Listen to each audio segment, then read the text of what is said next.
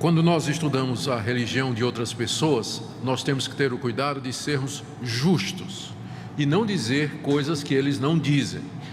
Isso seria fazer uma caricatura e é desonesto. Então a melhor coisa é você ir nas fontes originais, é você ver o que é que eles dizem ou o que pessoas que conhecem essa religião podem nos dizer. Então a fonte principal do que eu vou dizer hoje é o Alcorão, que é o livro sagrado dos muçulmanos e que se encontra disponibilizado em PDF na página do Centro Cultural Beneficente Árabe Islâmico de Foz do Iguaçu. Então é um site oficial onde tem o Alcorão e em PDF gratuito para quem quiser ler e examinar. E o bom dessa versão é que tem comentários dos sábios islâmicos, dos peritos. Então tem dezenas, tem centenas, na verdade mais de 1000 notas de rodapé explicando o texto. Então é uma fonte autorizada. Além disso, eu tive a oportunidade de estudar e ler artigos e livros de ex-muçulmanos, pessoas que eram muçulmanos e se tornaram cristãos, e também o depoimento de muitos missionários, de alguns missionários que trabalharam entre os muçulmanos. Então estas foram as fontes que eu usei. Eu também tenho uma experiência no início do meu ministério, quando eu era pastor da primeira igreja do Recife. Eu tinha uma coluna no Jornal do Comércio, que saía todo domingo, onde eu tinha a oportunidade de escrever alguma coisa sobre o cristianismo. Mudou o editor do jornal e ele achou interessante que aquela coluna ela fosse compartilhada com outras religiões. Até aí sem problema. Então ele convidou, eu não me recordo se foi um padre para escrever uma coluna, e convidou um islâmico, um muçulmano para escrever a terceira coluna. Até aí tudo tranquilo. Até o dia em que o muçulmano resolveu me atacar, não é? E ele então começou a fazer críticas diretas ao que eu estava escrevendo e tudo, e eu respondi uma vez, e aí a coluna passou a ser escrita por um especialista em islamismo de São Paulo, e aí o nível dos ataques tinha baixado um pouquinho, e como eu sou um amante da paz, não gosto de briga, então eu parei de escrever no jornal. Mas esse foi o meu primeiro contato, e foi naquela ocasião que eu tive que ler o Alcorão todinho para poder entender o que é que aquele estudioso do islamismo estava dizendo. Foi quando eu tive contato pela primeira vez com o islamismo, e de lá para cá o contato tem sido mais acadêmico. As notícias que nós lemos, as informações de missionários, aqui e acolá um artigo comparativo. Há muita controvérsia recente no meio evangélico missionário sobre se o Deus que os muçulmanos adoram é o mesmo Deus do cristianismo, apenas com um nome diferente, Alá. Isso tem gerado uma controvérsia muito grande, então eu tenho acompanhado isso aí. E como o islamismo é a religião que mais cresce no mundo hoje, eu entendi que era importante que nós tivéssemos alguma compreensão a respeito dessa religião. O islamismo é um sistema religioso que foi fundado no século VI para VII, por um homem chamado Maomé. É um árabe. É a religião que como eu disse, que mais cresce no mundo. Ela ficou com o nome de islamismo. A palavra Islã significa submissão, e é o ponto central dessa religião, submissão a Deus, que tem o nome de Alá no islamismo. E, por sua vez, a palavra submissão vem de uma raiz que significa paz também. A palavra muçulmano, que descreve o aderente dessa religião, significa aquele que se submete a Alá. Hoje, pelas últimas estatísticas, essa estatística é feita por uma ONG internacional que monitora o crescimento das religiões, chamada Pew, P-E-W. Segundo ela, 1/3 da população mundial é cristã. Hoje, 33% dos habitantes do planeta Terra professam o cristianismo, e aqui envolve católicos e protestantes. Ou seja, nós temos aqui cerca de 2,18 bilhões de pessoas. Os muçulmanos representam o segundo maior grupo religioso do mundo.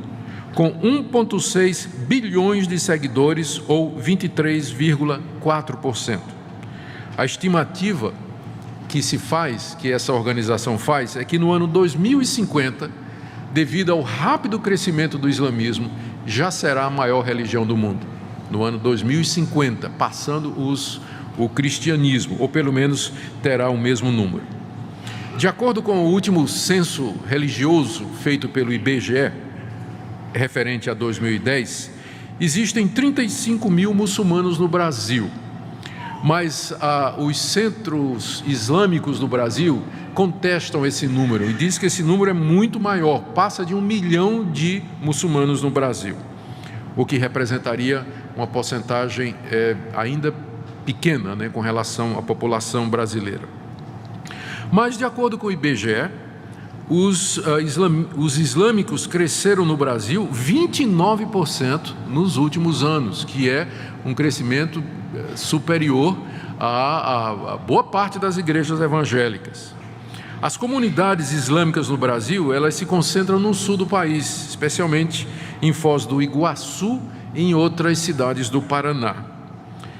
E essas comunidades são compostas, na maioria, de imigrantes que vêm de países árabes, como Bangladesh, Afeganistão, Paquistão, Angola, Moçambique, Palestina, Iraque, Jordânia, Índia, Síria, Gana, Líbano, Guiné, Senegal, Marrocos, Egito, Congo, Somália e do território da Caxemira.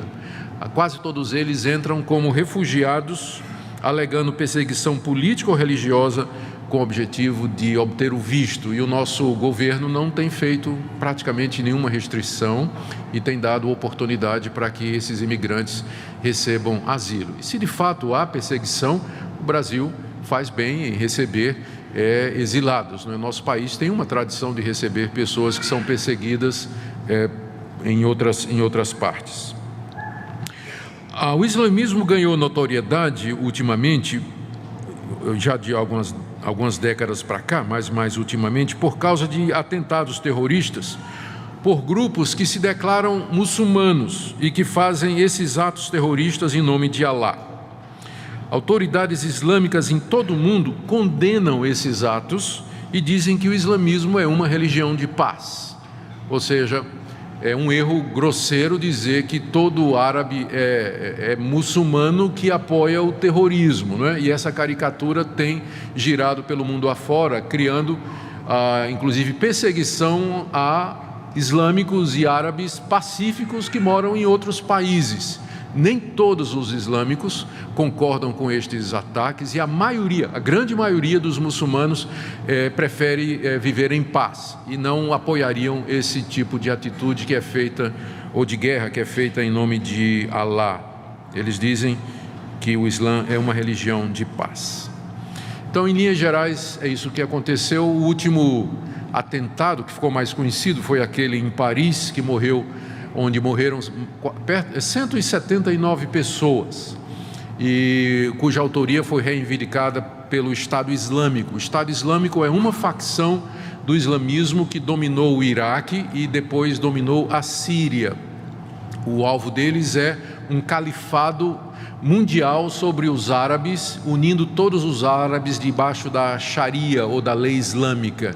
E eles são sunitas, eu vou explicar daqui a pouco o que é isso, que seguem essa interpretação jihadista do Alcorão, ou da Guerra Santa, e acham então que estão justificados em atacar os não islâmicos para promover o islamismo em escala mundial. Eu vou falar um pouquinho sobre isso daqui a pouco. Mas vamos ver então como surgiu o islamismo. O Maomé, que é o profeta do islamismo, nasceu na cidade de Meca no ano 570. E na sua adolescência e mocidade, ele teve contato com o cristianismo católico, e que já era desfigurado no início da Idade Média, porque ele ficou com a impressão de que os cristãos acreditavam que Maria era Deus ou que Maria fazia parte da divindade. Então, muita da reação inicial de Maomé contra o cristianismo é porque ele se deparou, ou o tipo de cristianismo que ele conheceu era aquele cristianismo já deformado do início da Idade Média. Aproximadamente com 25 anos de idade, ele diz ter recebido uma visita do anjo Gabriel, enquanto meditava numa caverna. E o anjo Gabriel apareceu a ele e disse para ele: recita, recita, recita. E ele não sabia recitar o quê, né? O que é isso, né? Recita, recita. E ele sai, ele foge da caverna, espantado e sem saber o que é que aquilo queria dizer. E ninguém sabe ao certo, mas num período entre 6 meses e 3 anos ele não recebeu mais nenhuma revelação. Mas aí elas começaram a voltar, ou com a aparição do anjo Gabriel, ou então com visões que ele tinha, impressões fortes que o atacavam a qualquer momento do dia, né? Ele começava a suar, ficava vermelho e com tremores, e então aquelas ideias vinham para ele, que ele entendia então eram revelações que ele estava recebendo de Deus, que foi nomeado como Alá. Essas visitas do anjo Gabriel e estas revelações continuaram por cerca de 23 anos, até que ele morreu. E nessas aparições o anjo lhe trazia as palavras de Alá, que é a palavra árabe usada para Deus. Maomé não sabia escrever, mas ele decorava e recitava estas revelações e transmitia a pessoas próximas, que então começaram a copiar isso que Maomé dizia que tinha recebido através de revelação. Então, a coleção destas revelações, que foram transmitidas oralmente por Maomé a algumas pessoas que começaram a escrevê-las, compõem estas revelações escritas, o Alcorão, que é o livro sagrado do islamismo. Maomé, a princípio, né, não recebeu muito crédito, mas começou a ser reconhecido por familiares e parentes como sendo um profeta de Deus. Começou com sua esposa, depois seu filho, começaram a reconhecer que aquilo era de fato de Deus e que ele era um profeta que Deus estava levantando. Depois, algum tempo depois, já com mais seguidores, ele se muda de Meca para Medina, uma outra cidade. E lá ele se tornou não somente o líder religioso, mas político e militar dos seus seguidores. A nova religião que ele estava trazendo, essas novas revelações, formavam uma visão de civilização que incluía não somente uma liderança espiritual, mas também a criação de um Estado, de um sistema político, que seguiam leis políticas e religiosas. Então, desde o início, a intenção era criar algo político, uma nação, não é, islâmica, por assim dizer, que fosse guiada e orientada por estas revelações que estavam registradas no Corão. E aí, naturalmente, à medida que o movimento em torno da figura de Maomé ia crescendo, começou a haver resistência, inclusive lá em Medina. E começaram algumas guerras sangrentas entre Maomé e seus seguidores. Você ainda hoje pode ir lá num desses centros de peregrinação, eu não sei se está em Meca ou Medina, mas a espada de Maomé está lá. Ele liderava o seu povo nestas guerras e, pelo que nós lemos, ele liderou o seu povo em mais de 20 guerras sangrentas para conquistar e derrotar os inimigos da nova fé e para ampliar o território islâmico. Ele era um guerreiro nesse sentido. Tem um registro aqui que na batalha de Uhud ele matou Ubay ben Khalaf com suas próprias mãos e enviou à guerra mais de 40 expedições de guerreiros. Então, de fato, Maomé, ele pode ser considerado como o árabe mais influente que já existiu e talvez a pessoa mais influente na humanidade depois de Jesus Cristo, a julgar pelo número de seus seguidores. Era uma pessoa que foi reconhecida, que foi seguida, que foi temida e que consolidou a sua religião num império que avançou, conquistou terras, impôs a lei que ele diz ter recebido da parte de Deus. Ele morreu com 62 anos de idade em 632. A partir da morte dele, começaram as disputas da sucessão. Quem seria o sucessor de Maomé? E o sucessor de Maomé é chamado califa, não é? Quem seria o legítimo califa? E as brigas começaram, os sogros de Maomé, porque ele era casado com várias mulheres, os sogros começaram a disputar tio também, gente mais próxima, e guerras sangrentas aconteceram. Se não me engano, dos primeiros califas, 2 ou 3 morreram assassinados exatamente pela briga pelo poder, para quem haveria de seguir Maomé. O islamismo, então, de qualquer forma, se propagou amplamente e maiormente pela conquista militar das terras da Ásia, África e no Oriente. Em meados da Idade Média, o islamismo havia avançado muito mais em termos de território do que o cristianismo nos primeiros séculos da era cristã.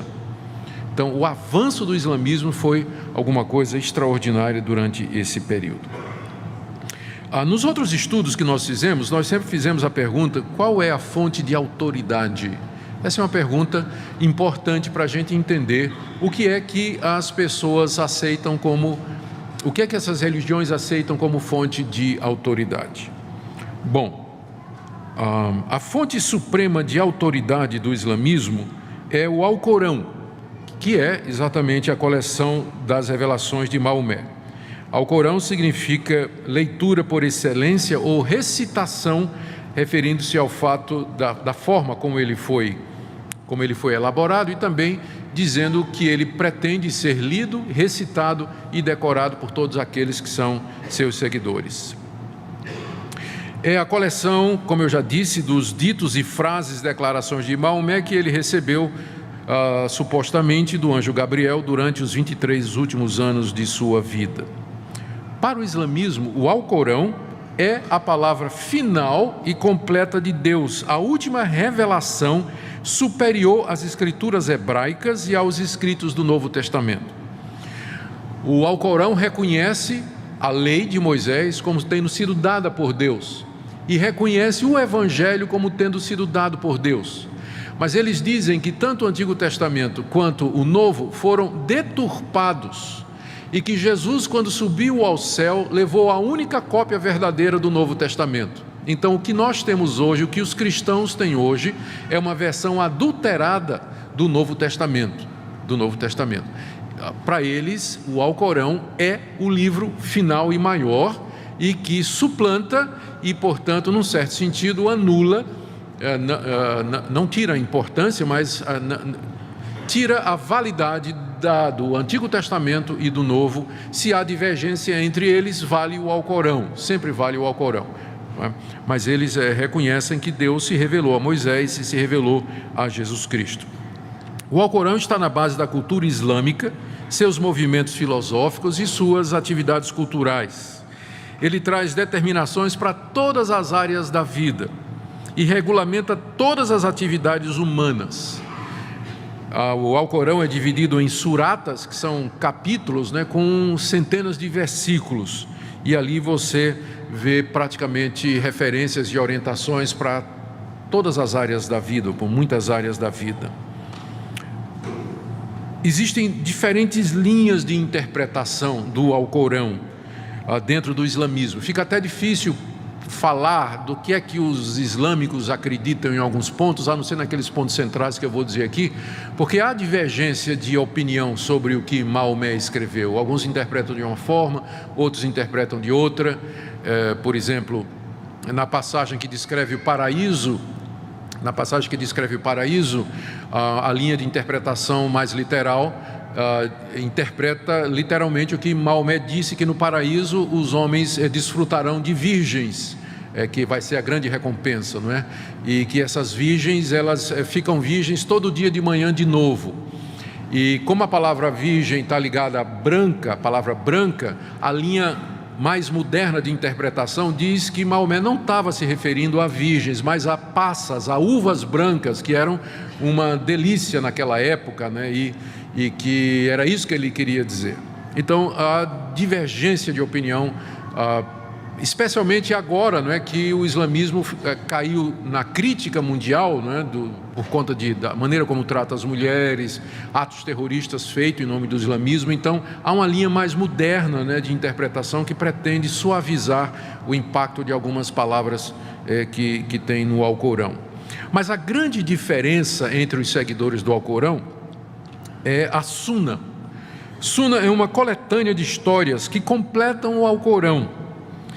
e que essa coleção foi feita cerca de 100 anos depois de Maomé, e traz histórias sobre Maomé, lendas a respeito dele, ditos que ele teria pronunciado, atos que ele teria cometido. Então a Sunna completa o Alcorão. Ela tem 6 partes e consiste na aplicação prática da religião islâmica conforme ensinado por Maomé. Só que a Sunna não é aceita por todos os islâmicos, é aceita pela maioria, daí o nome sunitas, que é a grande facção dos islâmicos. 90% deles, são chamados de sunitas. Os outros 10 a 15% são os xiitas, que não aceitam a Sunna e seguem só o Alcorão. Mas a grande parte aceita também a Sunna. Deixa eu falar um pouquinho mais a respeito dessas grandes denominações islâmicas, para a gente entender um pouquinho mais. Essa divisão ocorreu na primeira geração após a morte de Maomé, e foi baseado naquela disputa que eu mencionei sobre quem deveria suceder Maomé como líder da comunidade islâmica. Como eu disse, o islamismo é uma proposta de civilização que articula princípios religiosos e políticos e que almeja o controle mundial. A pergunta é quem haveria de suceder Maomé como líder desse movimento. E Damasco, capital da Síria, tornou-se o centro do califado dos xiitas, um grupo minoritário que se caracterizava por ser tradicionalista e conservava as antigas interpretações do Alcorão, da lei islâmica, e queria a implantação da Sharia, que é a lei islâmica. Já os sunitas, eles divergiram dessa concepção sucessória dos xiitas e adotaram a Sunna, que nós já falamos aqui, atualizando as interpretações do livro sagrado do Alcorão e da lei islâmica. Essas são as duas grandes diferenças. Então, os sunitas e xiitas, eles divergem com relação a quem é o sucessor de Maomé. Os sunitas creem que é uma determinada linha, os xiitas creem que é outra, e a outra diferença é que os sunitas aceitam aquele outro livro contendo histórias sobre Maomé que os xiitas não aceitam. Então, seria essa a grande diferença. Mas então, vamos entrar no que é que o islamismo acredita. Como eu disse, há muita divergência sobre detalhes e interpretações do Alcorão, da Sunna, mas basicamente o islamismo acredita nos seguintes pontos que eu vou dizer para vocês, que são 6 doutrinas e os chamados 5 pilares da fé islâmica. Então vamos começar com as doutrinas. A doutrina islâmica, ela pode ser resumida como a crença nesses pontos: em um único Deus, seus profetas, seus livros, seus anjos, seus decretos e o julgamento final. São basicamente esses 6 pontos. O islamismo ensina que os seres humanos nascem espiritualmente neutros, ao contrário do cristianismo, que defende o pecado original. Nós já nascemos contaminados pelo pecado, segundo o cristianismo, e inclinados ao mal, e a nossa natureza é corrompida. Mas no islamismo não há o conceito de pecado original ou de pecado transmitido. As pessoas nascem neutras moralmente e, portanto, elas são perfeitamente capazes de obedecer às ordens de Deus. Elas podem escolher livremente entre o bem e o mal, e elas podem obedecer os mandamentos de Deus. Mesmo que elas pequem, elas continuam com essa habilidade de fazer o que é certo. Portanto, na visão islâmica, o que a humanidade precisa não é de salvação, mas de instrução. O islamismo tem profetas, mas não tem um salvador. Maomé não é o salvador dos muçulmanos, mas ele é o grande instrutor e o grande profeta. Porque no islamismo a salvação vem pela obediência à palavra de Deus que foi revelada através do anjo Gabriel a Maomé, o seu profeta. E que instruções são essas? Que pontos centrais são estes? Primeiro, crença em um Deus. Os muçulmanos acreditam que Alá seja o único, eterno, criador e soberano Deus e que não há outro Deus a não ser Alá. Ele é o único Deus verdadeiro. E nesse ponto, há uma semelhança muito grande entre o islamismo, o cristianismo e o judaísmo, porque são três religiões monoteístas, ou seja, que acreditam que há apenas um Deus. As demais religiões são politeístas, como o hinduísmo, as religiões da Mesopotâmia, a antiga religião pagã dos egípcios e dos caldeus, a religião dos gregos e dos romanos na antiguidade, todas elas eram politeístas, acreditavam em muitos deuses. Mas os islâmicos, juntamente com os cristãos e os judeus, afirmam o monoteísmo. Existe apenas um Deus. Um Deus, e esse é um ponto de aproximação entre os islâmicos e os cristãos, embora nós vamos ver aqui que o conceito de Deus é bem diferente no islamismo e no cristianismo. Mas, então, eles creem que Alá seja o único Deus eterno, Alá é eterno, Ele criou o mundo e Ele é soberano. Maomé não pretendia trazer um Deus novo, mas ele dizia que o Deus que ele pregava e ensinava era o mesmo Deus dos judeus e dos cristãos, só que judeus e cristãos haviam perdido a verdade a respeito desse Deus e, num certo sentido, o islamismo, Maomé dizia que ele queria voltar à religião original, ao conceito original de Deus que havia se perdido durante todo esse tempo. Maomé considerava a doutrina da Trindade como sendo blasfema. Embora tenha um alto respeito pela pessoa de Cristo, não é, como filho de Deus, como profeta de Deus, o Alcorão fala até que ele nasceu de uma virgem, crê nisso, crê nos milagres de Deus, crê de Cristo, crê que ele até subiu aos céus, mas eles negam que Jesus é Deus. Portanto, a doutrina da Trindade, de um Deus que subsiste em Pai, Filho e Espírito Santo, é completamente estranha para o islamismo, não é? E é considerado, inclusive, uma blasfêmia. É considerado uma blasfêmia dizer que Jesus Cristo é Deus.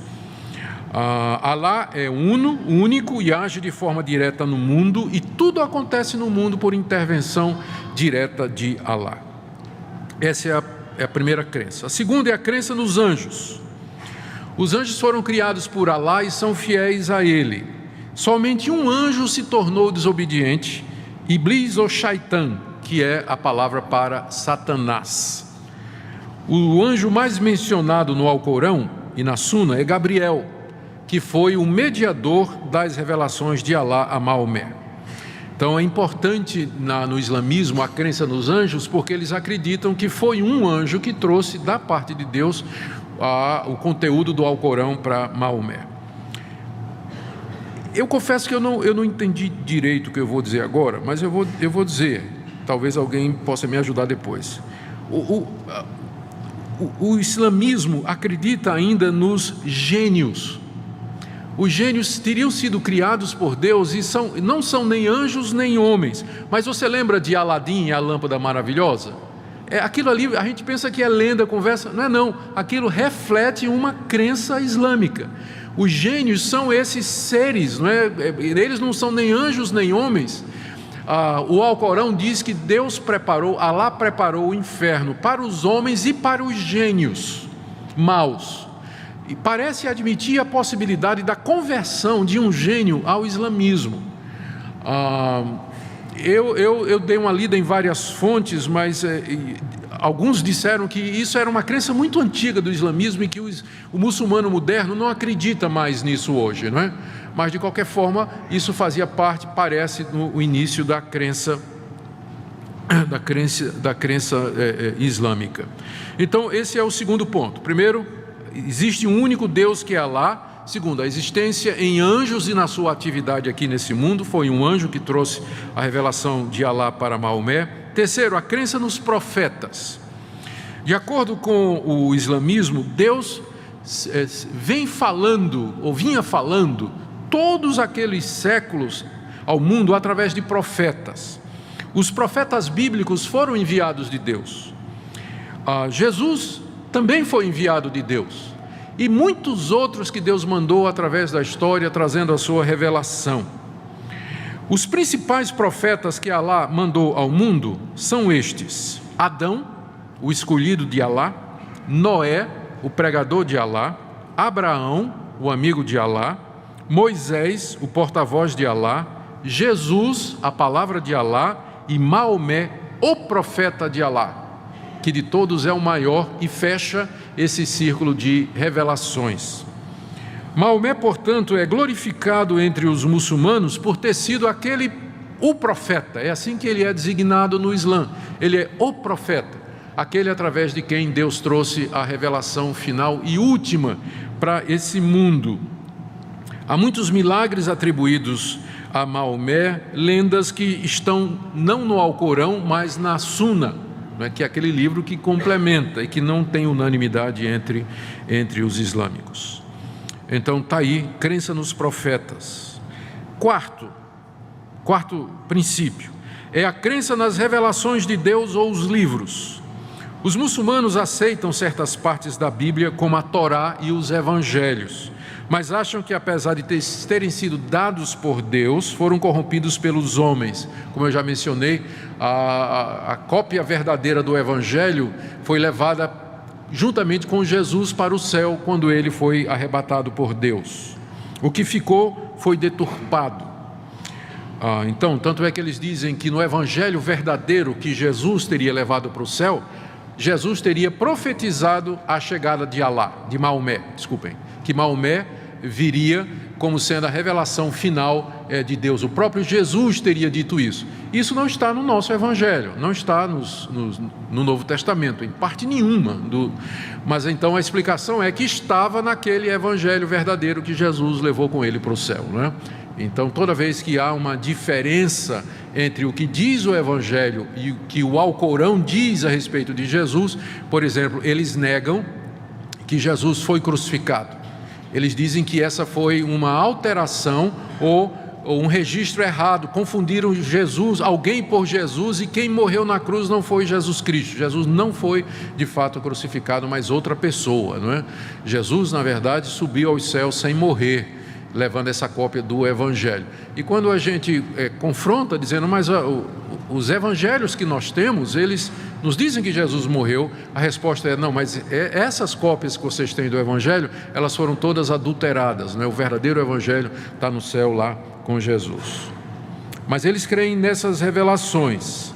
O Alcorão, então, seria a revelação perfeita e última de Deus, superando o Antigo Testamento e o Novo Testamento. Há muitas referências no Alcorão a Moisés, à lei de Deus, aos profetas e ao próprio Jesus Cristo, inclusive também a Maria, mas sempre de forma meio reticente, não é? Mas essa é a quarta crença deles, de que Deus se revelou nesses livros, mas que o Alcorão é a revelação perfeita, última e completa de Deus. A quinta crença é o dia de julgamento. E na vida futura.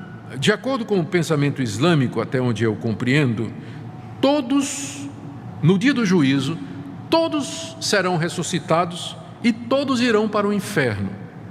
E de lá serão resgatados os que tiverem merecimento e entrarão no paraíso.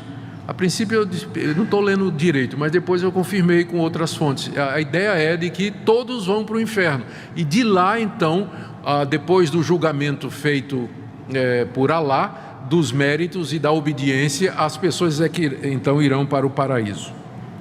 O paraíso é descrito no Alcorão e também na Suna, em outras fontes, a interpretação dos sábios e califas islâmicos. O paraíso é descrito como um lugar cheio de frutas, rios, pedras preciosas, leite, mel e vinho, e especialmente virgens, as huris, ou uris, eu não sei como pronuncia, para desfrute e deleite dos homens. Eu vou ler aqui o que está no Alcorão, na Surata 56, versículos de 12 em diante.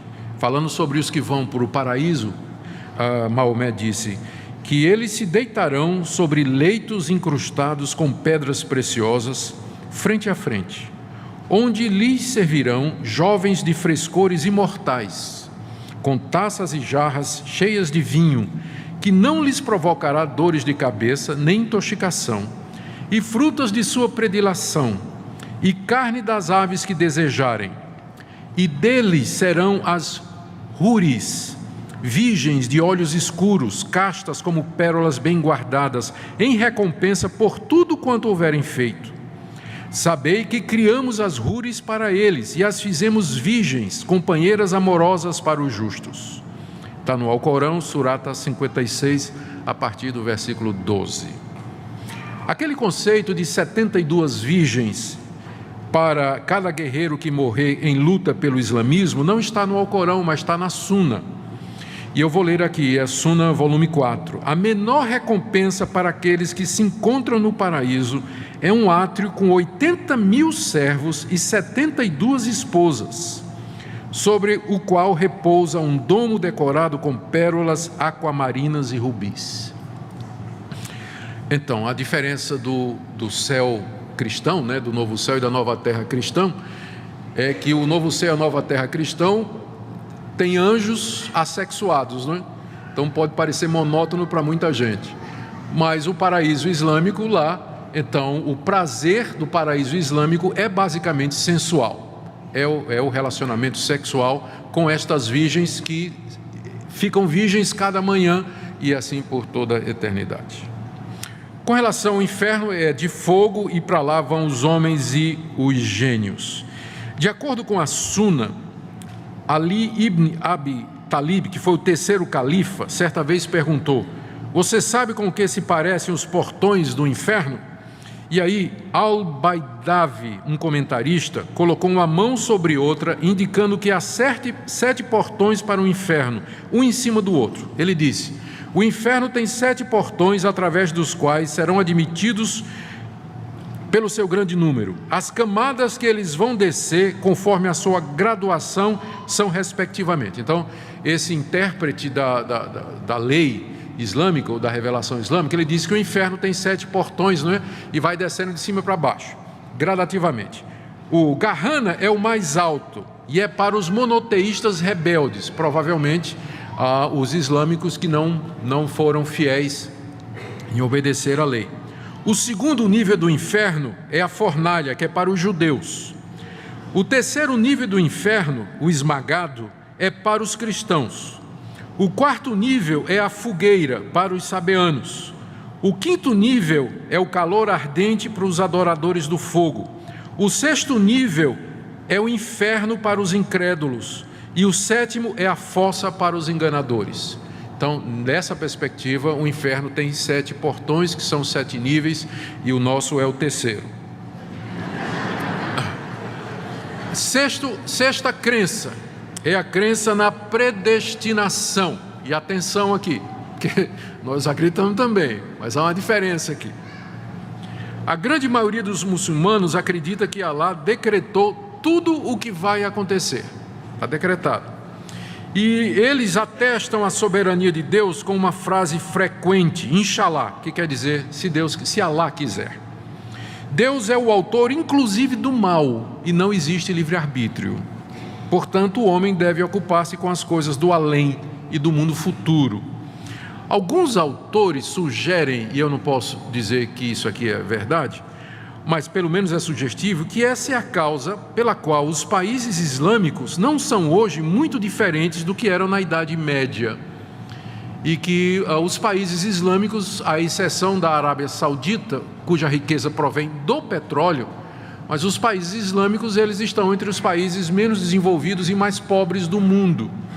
E alguns autores acham que isso é por conta dessa crença de que tudo está determinado. Então, isso desestimularia a criatividade, inventividade, o empreendedorismo e o desenvolvimento da civilização.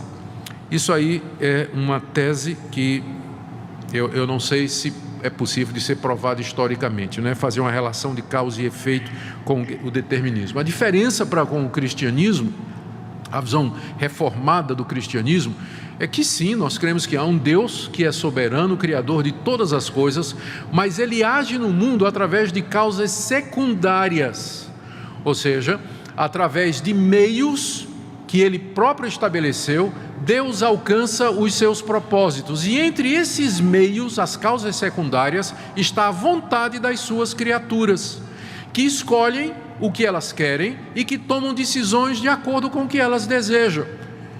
Só que tudo isso está dentro desse grande governo de Deus.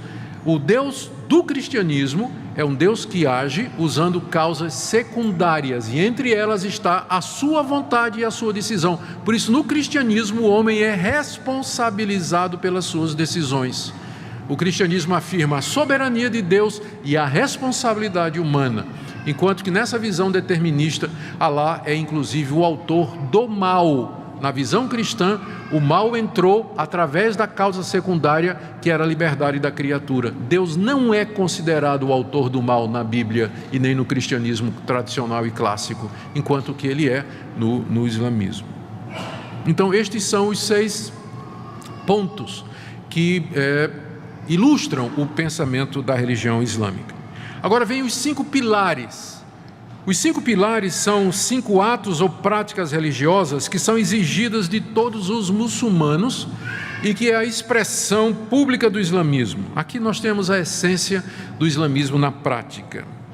Estes 5 princípios compõem o quadro de obediência para todos os fiéis. Quais são os 5 pilares? Primeiro, o testemunho de fé ou declaração. A declaração, o testemunho de fé é: não há outro Deus senão Alá e Maomé é o seu profeta. Essa é a declaração fundamental do cristianismo. Do islamismo. Não há outro Deus senão Alá e Maomé é o seu profeta. Para você se tornar um muçulmano, você tem que recitar isso, você tem que dizer isso. No cristianismo, qual seria o equivalente? Creio que Jesus Cristo é o Filho de Deus, que Ele morreu pelos meus pecados, ressuscitou dos mortos ao 3º dia, creio nele para a vida eterna. Para você ser cristão, você tem que confessar isso. Para você ser islâmico, para se tornar muçulmano, você tem que dizer que que Alá é o único Deus e Maomé é o seu profeta. Uma pessoa se converte ao islamismo recitando esse credo. O segundo pilar são as orações. O islamita fiel, ele tem que fazer 5 orações em árabe todo dia, de joelhos e prostrado na direção de Meca. Então, todo mundo está familiarizado com aquela figura, não é? Tem um tapetinho, né, que ele desenrola, ele se ajoelha ali, ele se prostra 5 vezes ao dia, voltado na direção de Meca, e ali ele faz as suas orações em árabe. Parece que inclui também recitações do Alcorão. Terceiro pilar é o pagamento de dádivas rituais, ou esmola. Essa esmola é uma certa percentagem administrada uma vez por ano, e em alguns países islâmicos é paga como imposto. Então, todo muçulmano fiel, ele contribui para, através da dádiva ritual, a zakat, ou esmola. Em alguns lugares isso já é retirado como imposto. O quarto pilar é o jejum. Os muçulmanos jejuam durante o mês de Ramadã, que é o 9º mês do calendário islâmico. Os muçulmanos têm um calendário diferente do nosso. Eles começaram a marcar o tempo a partir da peregrinação de Maomé para Meca. Aí eles têm um calendário diferente do nosso, e são 360 dias e não 365.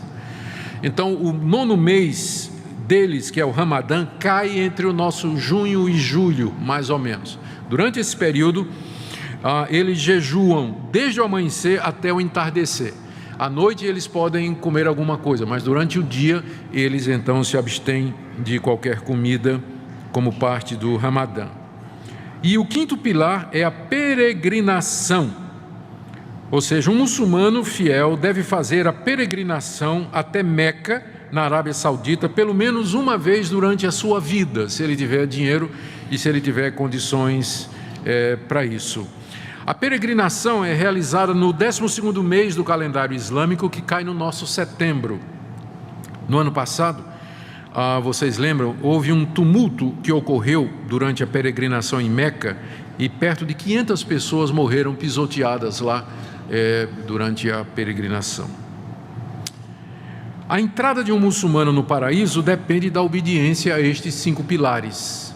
Se ele obedecer aos 5 pilares, recordando a confissão, Alá é o único Deus e Maomé é seu profeta, as orações 5 vezes por dia em árabe, de joelhos e voltado para Meca, pagamento da esmola, o jejum no mês de Ramadã e a peregrinação, ele então pode entrar no paraíso. Ainda assim, Alá pode rejeitá-lo. Eu li um comentarista do Alcorão, um daqueles comentários, dizendo que nem mesmo Maomé sabia ao certo se Alá haveria de admiti-lo no paraíso. Está na Surata 46, verso 9, e na Suna, no livro de Hadith, capítulo 5, verso 266. Há um outro dever que é imposto aos muçulmanos, que é a jihad ou a guerra santa. Mas isso aqui é a controvérsia. A palavra jihad, que ficou conhecida no mundo, né, pelo noticiário, né, é a chamada guerra santa, ela significa esforço.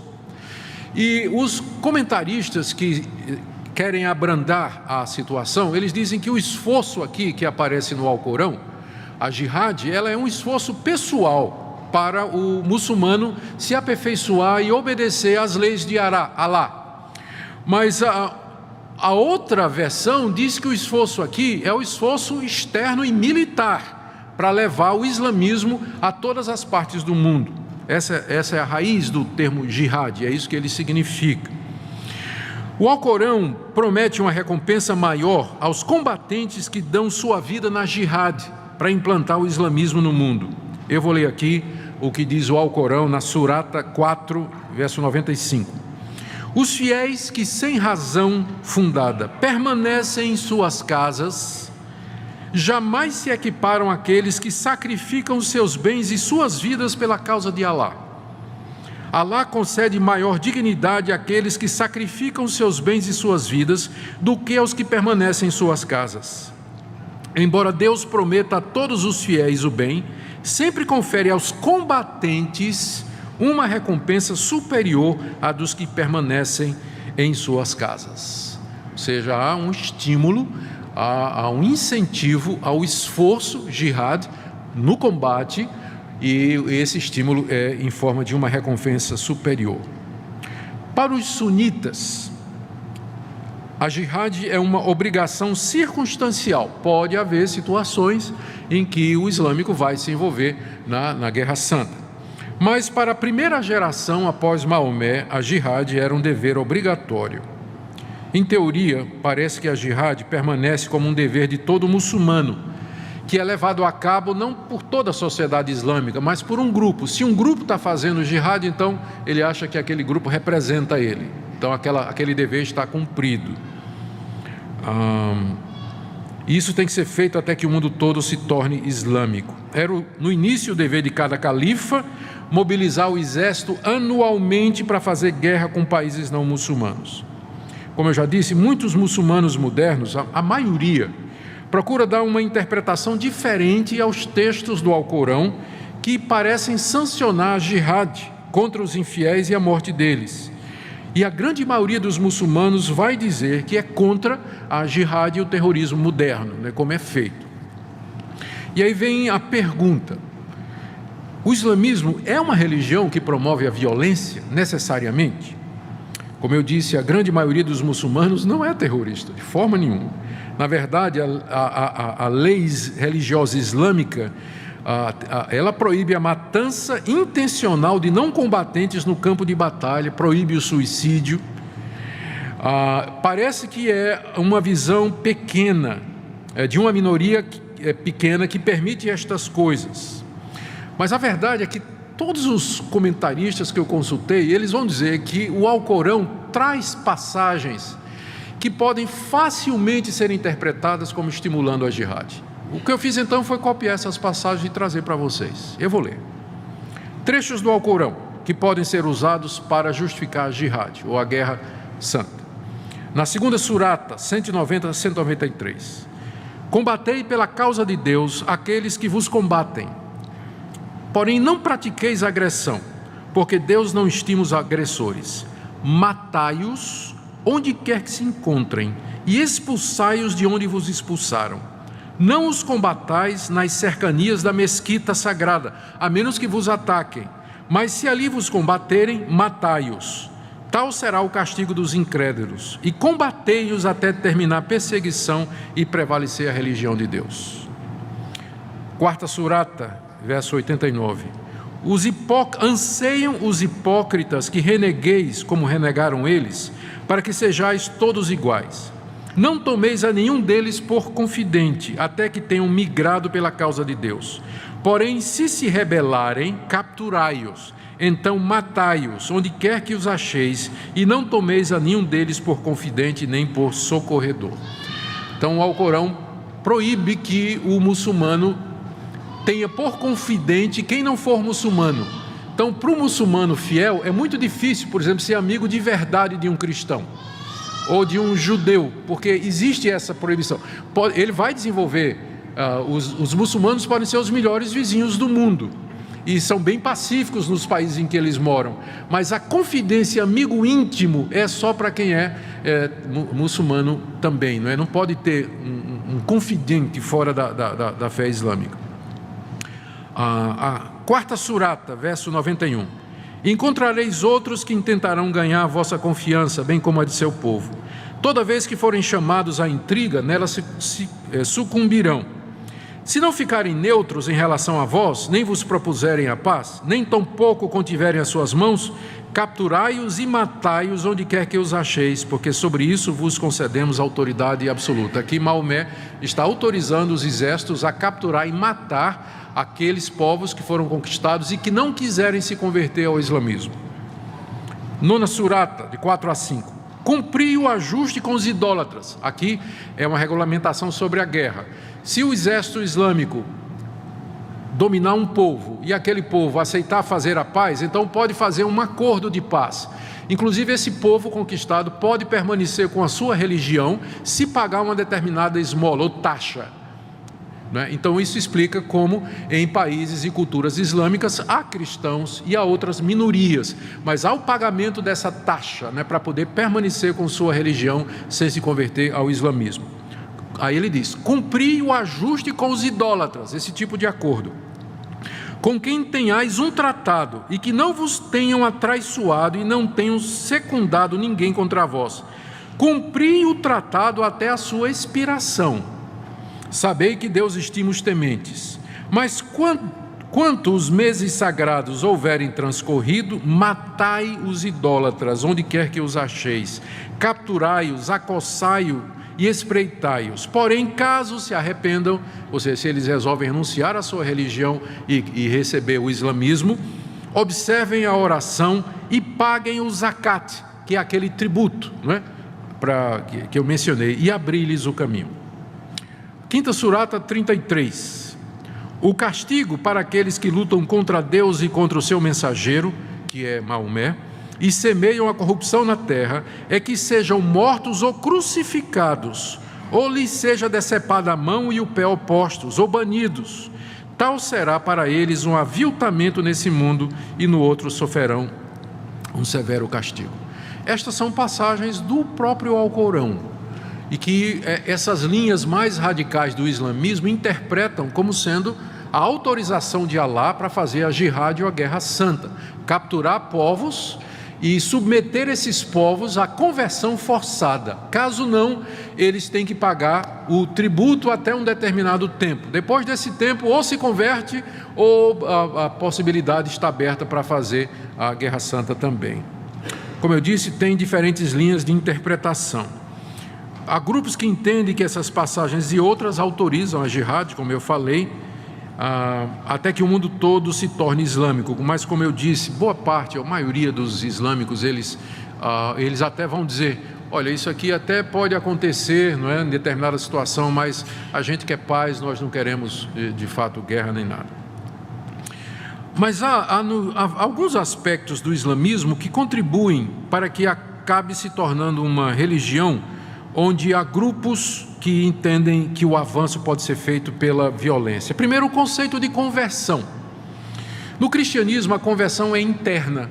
Para que uma pessoa se torne cristã, ela tem de coração de acreditar que Jesus ressuscitou dos mortos e que Ele é o Filho de Deus. E aí ele faz a declaração pública. Se uma pessoa se diz cristã, mas não crê no coração, a gente chama ela de hipócrita. não é? E, na verdade, diz que ela não é cristã. Mas no islamismo, a conversão é externa. Você tem que fazer os 5 pilares. E os 5 pilares são atos externos: esmola, jejum, peregrinação, confissão e oração. Então, já que a conversão ela pode ser imposta, você pode entender porque que o islamismo ele facilita, né, o avanço e a conquista de povos pela espada e a conversão forçada, já que é algo externo, né? Os 5 pilares são deveres externos que identificam o muçulmano. Também o conceito de terra. O cristianismo não tem terra. Não existe isso de país cristão, mas o Islã tem. O Islã se entende como um Estado, ele tem um território geográfico, e a perda daquele território significa uma perda. A guerra é declarada para tomar de volta a terra que é de Deus, e aquilo que eles conquistarem é de Alá. Então, por conta disso, o islamismo ele tem essa visão de fazer guerra, de conquista, de lutar pela terra e se apoderar dela. Isso explica em grande parte o conflito entre árabes e judeus, a briga pela terra que os árabes consideram que, na verdade, é de Alá. Não devemos, porém, esquecer que a origem da violência, na verdade, é o coração humano. De onde procedem as contendas e guerras que há entre vós, senão das paixões e desejos que estão militando no vosso coração? Então, nós não podemos dizer que só tem violência lá, porque onde houver pecadores como eu e como vocês, haverá violência. O que existe são religiões que acabam abrindo a porta e estimulando essa violência que já existe no coração humano, independente do credo que ele professa. Um outro ponto que tem se tornado muito controverso com relação ao Islã é o lugar da mulher no islamismo. E eu pensei em trazer alguma coisa sobre isso também.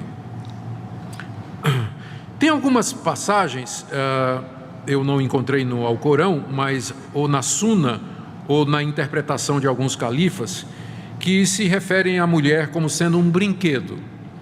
No seu livro, Al-Musannaf, volume 1, parte 2, página 263, um dos sábios muçulmanos, chamado Abu Bakr Ahmed ibn Abd Allah, disse: Umar, o justo califa, estava certa feita falando quando sua esposa o interrompeu, e ele disse a ela: você é um brinquedo, se precisar de você eu a chamo.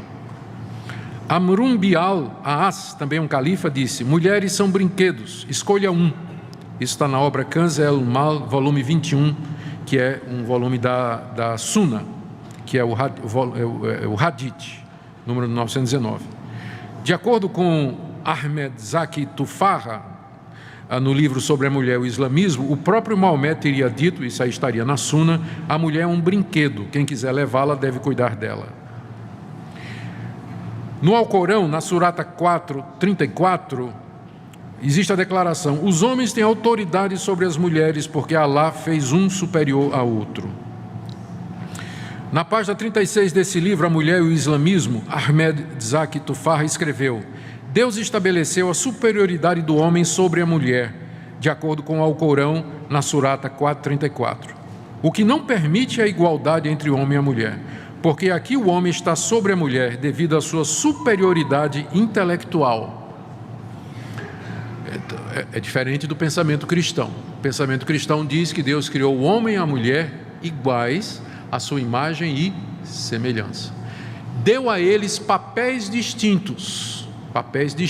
A um, a liderança, e o outro, companheirismo e ajuda. Em nenhum momento se coloca a superioridade do homem sobre a mulher. Ambos são a imagem e semelhança de Deus e são iguais diante de Deus, salvos da mesma forma. O homem não é visto como sendo mais inteligente do que a mulher, ao contrário. Eu conheço mulheres que dão de 10-0 nos homens, não é? Em termos de inteligência, e essa é a grande diferença que deve ser observada. Mas nessa perspectiva existe uma superioridade intrínseca. Por ser homem, é superior à mulher, né? Há uma superioridade intrínseca, enquanto que no cristianismo o que existe é uma complementação através de papéis diferentes. Um outro ponto aqui é o casamento forçado. A virgem pode ser obrigada por seu pai a ser dada em casamento sem ser consultada.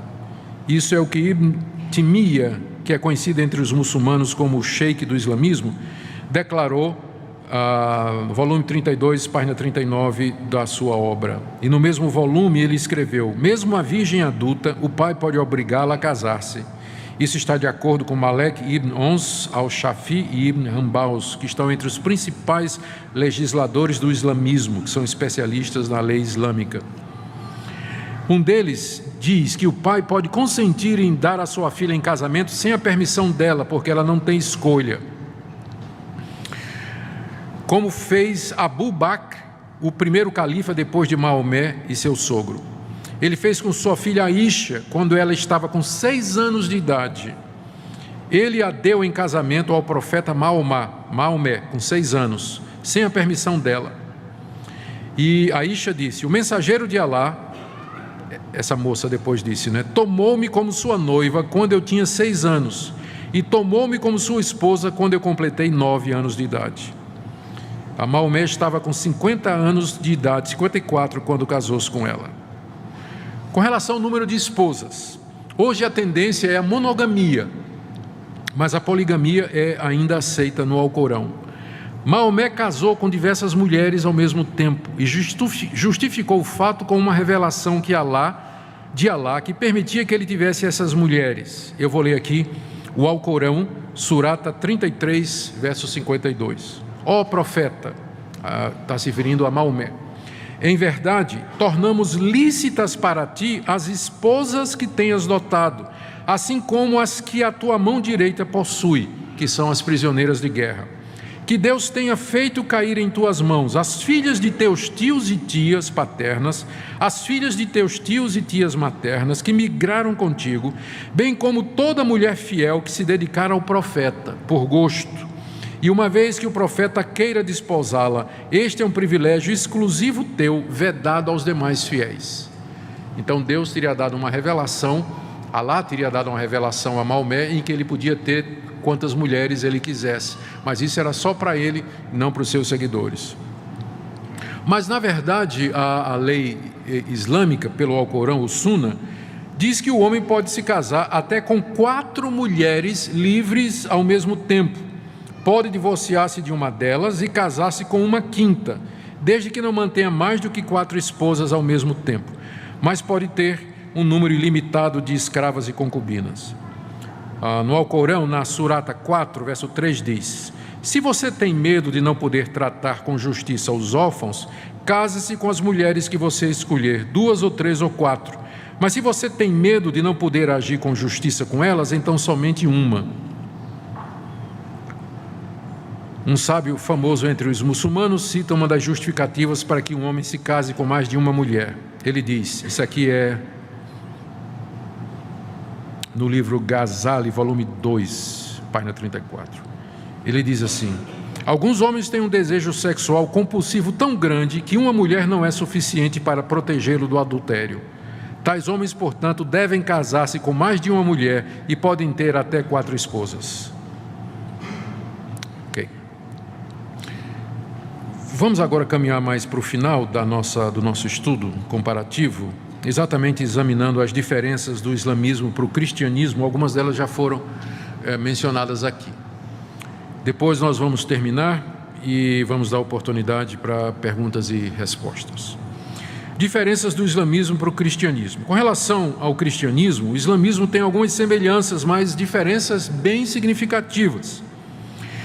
Assim como o cristianismo, o islamismo é monoteísta, mas as semelhanças terminam por aí. As grandes diferenças. Começar com o conceito de Deus. Deus no conceito islâmico é uno, é um Deus, uma pessoa, Alá. Mas no conceito cristão, Deus é único, mas ele subsiste em 3 pessoas, iguais em honra, glória, divindade, poder e majestade. Deus Pai, Deus Filho e Deus Espírito Santo. Portanto, o Deus que é adorado pelos islâmicos, ele não é o mesmo Deus na concepção cristã. Então, só no monoteísmo são parecidos, mas quando você entra no conceito de que Deus está sendo adorado, então a diferença fica evidente. Nós cremos que esse Deus é eterno, Ele é criador dos céus e da terra, e que Ele fez o homem para a sua própria glória, que enviou seu Filho Jesus Cristo, que é Deus Filho em forma humana, para tomar o lugar desse homem, porque esse homem se fez pelas causas secundárias e de sua responsabilidade, esse homem se fez pecador diante de Deus, quebrou a lei de Deus e incorreu no seu desagrado e, portanto, no seu castigo. Deus então envia o seu Filho como redentor do homem, como salvador do homem. Jesus é profeta no sentido de que ele trouxe a palavra de Deus, mas ele é profeta e sacerdote, como sendo aquele que oferece sacrifício pelos nossos pecados. Portanto, o conceito de Deus no cristianismo é completamente diferente do conceito de Deus no Islã. O Deus Alá, ele é considerado inclusive como autor do mal, mas no cristianismo, o nosso Deus que se revela em Cristo Jesus, ele não é o autor do mal. O mal entra através da escolha humana de desobedecer a Deus. Com relação a Jesus, o Islã acredita que Jesus foi um grande profeta, afirma que ele nasceu de uma virgem, que ele viveu uma vida sem pecado, que realizou grandes milagres e que virá novamente no final da história. E ele é considerado, como nós já vimos, um dos grandes profetas. Na verdade, ele é a palavra de Deus. No entanto, o Islã nega explicitamente a divindade de Cristo e repudia o título Filho de Deus como sendo blasfemo, porque Alá não pode ter filho, Alá não tem filhos. Então, chamar Jesus de Filho de Deus para o islâmico equivale a uma blasfêmia, não é? Equivale a uma blasfêmia. O islamismo nega que ele morreu na cruz, alegando que confundiram outra pessoa com Jesus, que foi então crucificado, e que Jesus mesmo foi levado ao céu sem experimentar a morte. Por isso, o islamismo nega explicitamente a necessidade de uma morte substitutiva. Não precisamos de alguém morrer por nós. Cada um é responsável pela sua própria salvação e vai ser julgado de acordo com as suas obras, e pelo merecimento vai para o céu, ou vai para o paraíso, ou para o inferno, um daqueles 7 portões. A razão pela qual muitos muçulmanos não acreditam que Jesus morreu na cruz é porque eles não entendem porque Alá permitiria que Isa, que é o nome que eles dão para Jesus, sofresse uma morte torturante.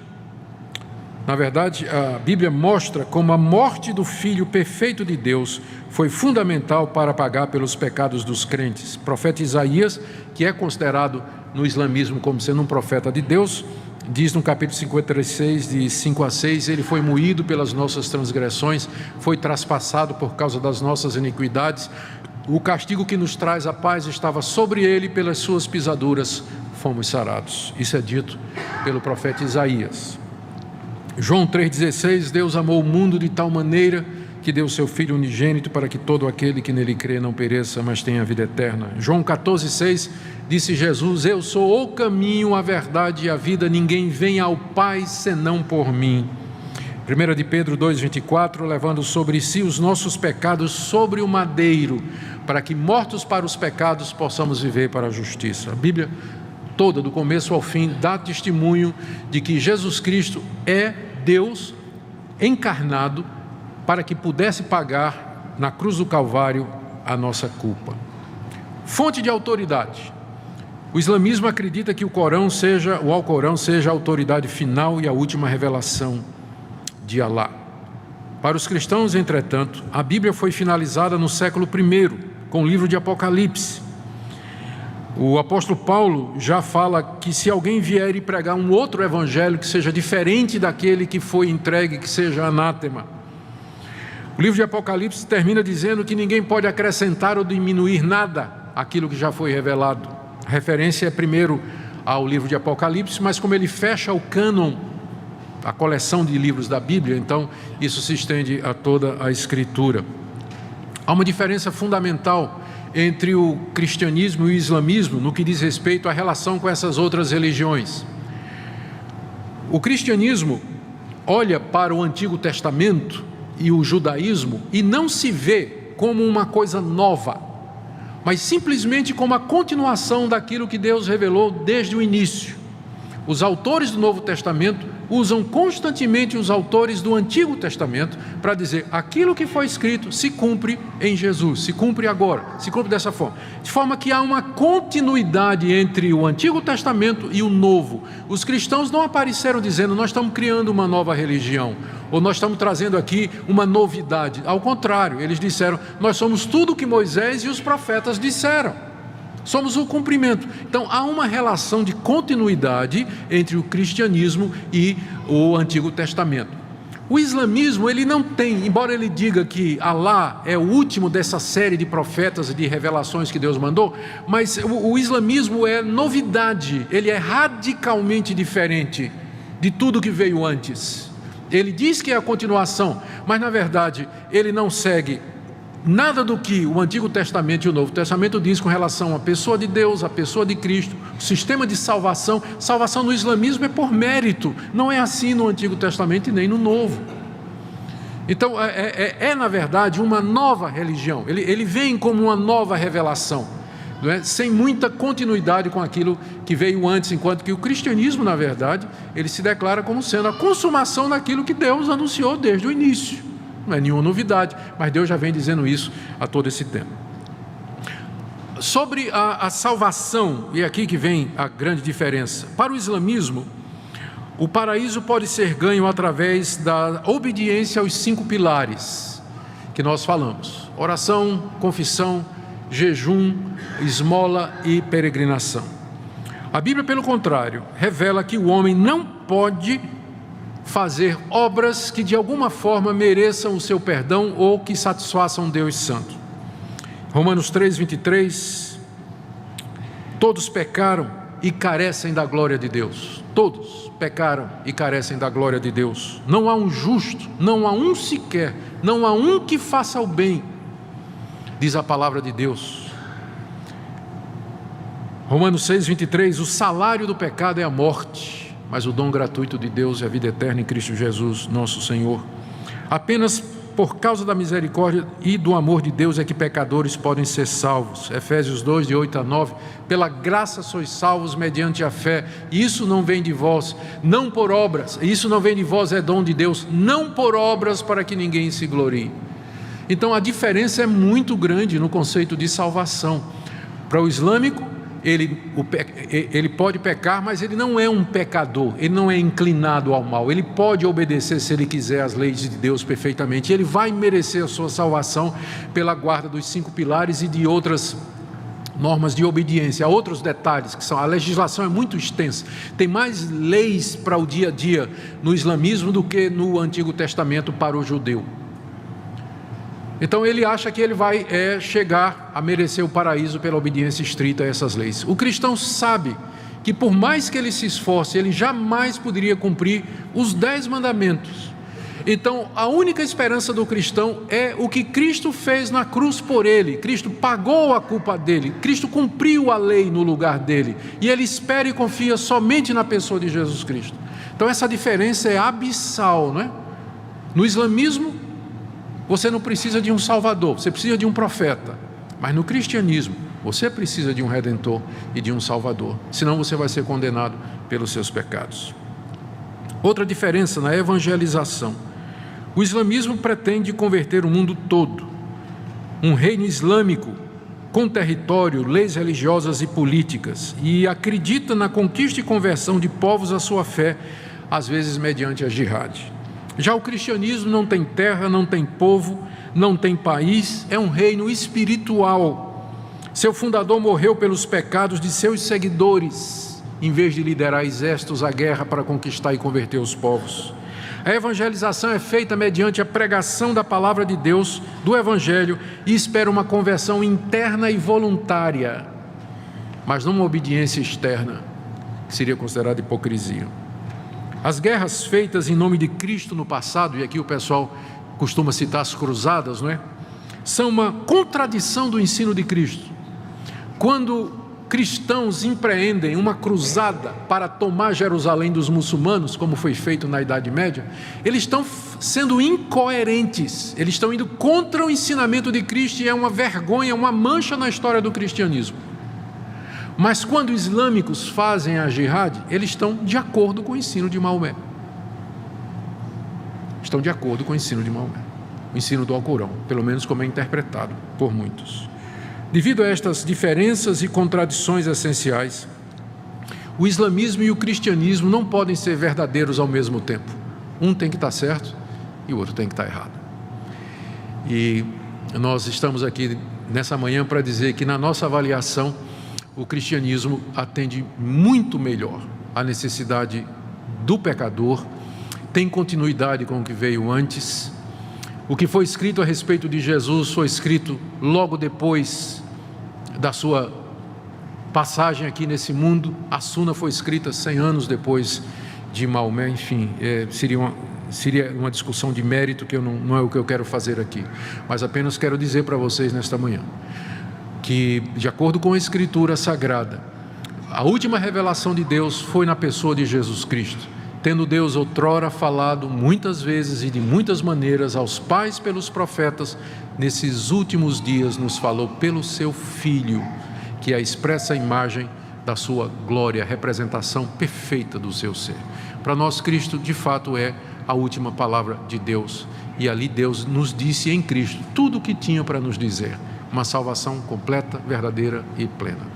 Que Deus nos ajude e abençoe, e que possamos testemunhar desse Cristo aos nossos amigos islâmicos em amor, e dizer para eles que eles precisam de um Salvador e não de um legislador. Oremos. Oramos, ó Deus, pelos nossos amigos islâmicos. Pedimos ao Senhor que eles possam compreender, olhar para dentro de si mesmos e perceber que eles não conseguem cumprir o código moral deles, e que são inconsistentes e incoerentes, e que isso desperte neles a necessidade de terem alguém que os salve dos seus pecados e dos erros. Oramos, ó Deus, pelos que estão trabalhando entre os islâmicos, querendo levar-lhes o Evangelho da paz. Oramos que Tu os abençoe e que muitos possam chegar ao conhecimento de Cristo Jesus, nosso Redentor. Te damos graças por esse tempo juntos, em nome de Jesus.